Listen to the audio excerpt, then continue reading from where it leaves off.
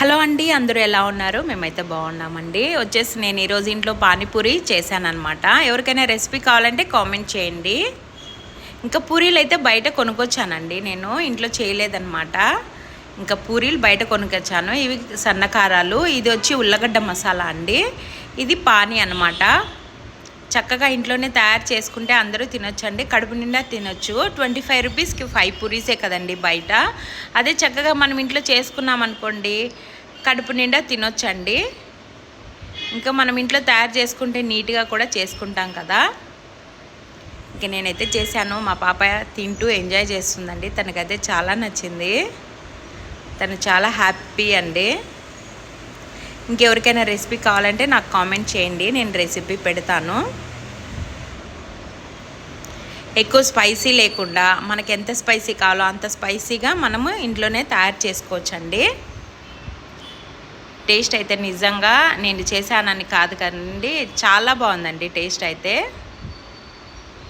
ఎక్కువ స్పైసీ లేకుండా, కారంగా లేకుండా చాలా బాగుంది టేస్ట్.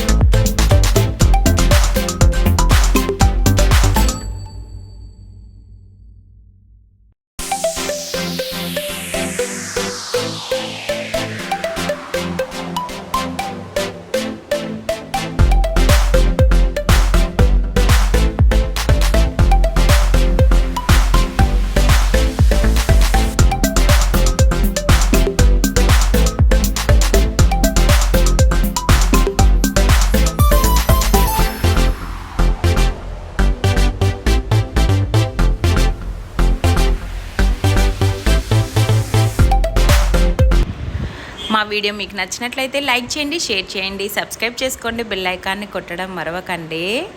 ఓకేనండి, thank you so much, bye.